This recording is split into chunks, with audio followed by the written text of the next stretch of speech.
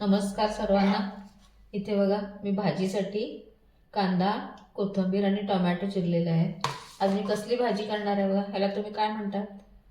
ह्याला इथं महाराष्ट्रात वगैरे कंटोली, कंटोला असं काय म्हणतात। मी पण कंटोलीच म्हणते। तर हे खूप महाग होतं, 350 रुपये किलो। अर्धा किलो आणलेलं, त्याच्यातले 4-5 अजून आहेत, 4 आहेत अजून, आणि हे 5 मी आता भाजी करणार आहे। जशी आपण कारल्याची करतो ना तशीच करायची, पण ह्याच्यामध्ये रोग प्रतिकारक शक्ती वाढवणारे जे घटक आहेत ते भरपूर असतात म्हणे। पण 350 रुपये किलो म्हटल्यानंतर किती खायचं? पण वर्षातून एकदा दोनदा तरी खायचं। आता हे कसं चिरायचं बघा। एवढं मोठं असेल तरी किती कोवळं आहे बघा हे, आणि हे कोवळं आहे ना,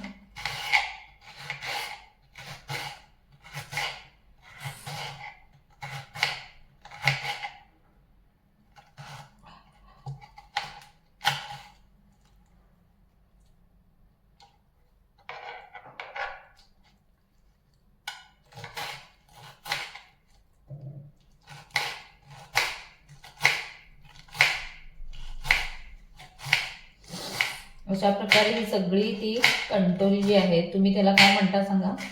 मी तर कंटोलीच म्हणते, कारण मी लहान 7वी पर्यंत ते तिथंच माझं हे झालेलं आहे, वाढले मी तिथे। तेव्हा तिथं जे कंटोली म्हणत होते तेव्हापासून मी कंटोलीच म्हणते।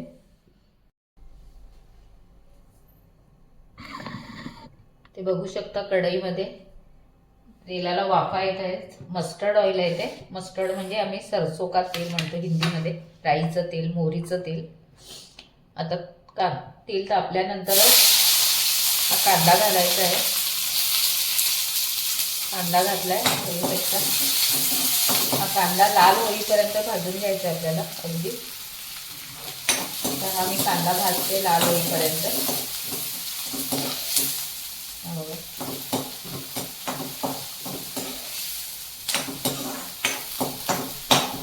त्याच्यानंतर हे लाल झाल्यानंतर आपल्याला हा जो कंटोला आहे, तुम्ही काय म्हणता ह्याला सांगा। ते आता आणून 3-4 दिवस झाले म्हणून थोडासा रंग ह्याचा बदलायला आहे बघा, तर कोवळे आहेत ते। तर अशा प्रकारे कापून घ्यायचं आहे त्याला, आणि ते थोडा लाल झाला कांदा मग हे घालून त्याला बरंच परतायचं आहे। त्याला पाणी घालायचं नाही, वाफेवरच शिजवायचे। कुठल्याही भाज्या पाणी शक्यतो पाणी घालायचंच नाही, वाफेवरच शिजवायच्या, तर त्याची टेस्ट चांगली येते। आणि पाणी घातलं की त्या पचपच्या लागतात भाज्या। तर हा कंटोला खेड्यामध्ये जास्त मिळतो।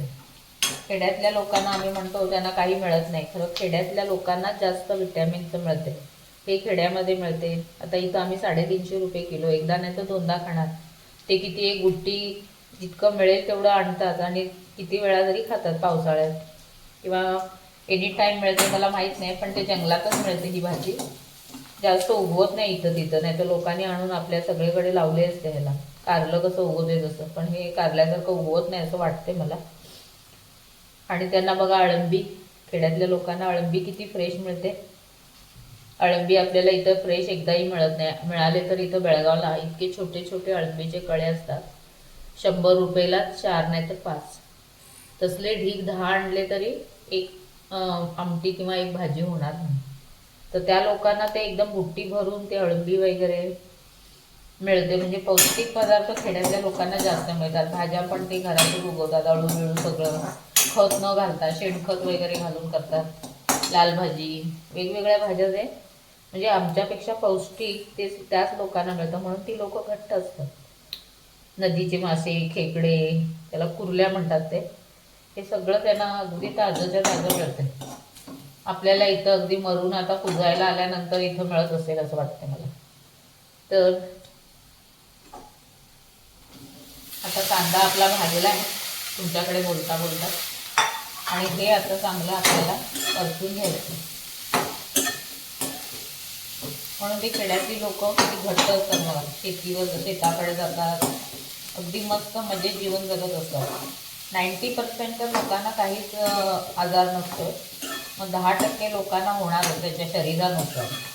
शरीरामध्ये काहीतरी फॉल्ट असेल तर होणारच, कारण शेतावर जाणे, काम करणे आणि असे पौष्टिक पदार्थ खाणे आम्हाला वाटतं शहरातल्या लोकांना सगळं मिळते, ते आम्हाला काय मिळते, सगळं प्रिझर्वेटिव्ह फूड, आईस्क्रीम, ते पनीर आणि अळंबी तरी काय, आम्हाला ती डुप्लिकेट अळंबी मिळते.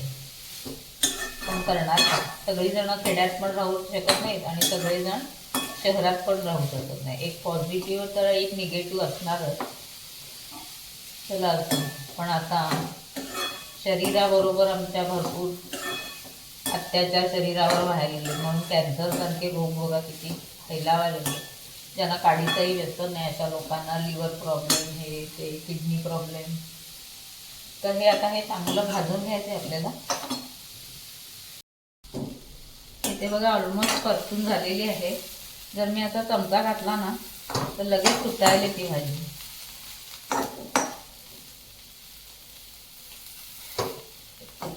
ही बघा तुटली, लगेच तुटली.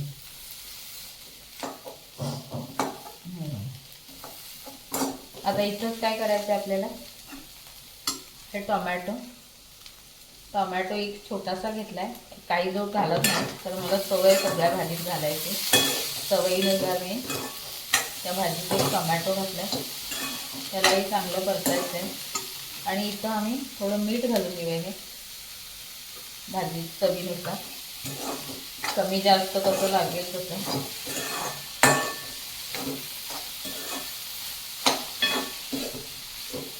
मीठ घातल्यानंतर इथं बघा मी हे घरगुती तिखट, काही लोक ओल्या मिरच्या पण घालतात, काय घरगुती तिखट आणि ही हळद ह्याच्यात घालणार आहे.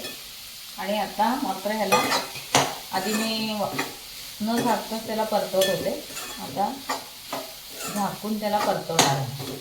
आणि नंतर खोबरं पण घातलं तर जाते वरून खिसलेलं. खरं आमच्या घरात पेशंट, हार्ट पेशंट, त्याच्यामुळे खोबऱ्याचा शक्यतो कमी, मग वाटपात असेल तरच तेवढं घालते मी. खोबरं वरून जरा कमीच घालते. आता ह्याला झाकून ठेवायचं आहे आपल्याला.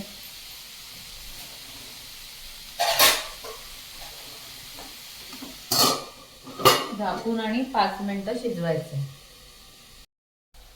आता इथं आपली भाजी झाली का बघूया. मगाशी आपण ठेवलेली झाले बघा खरपूस.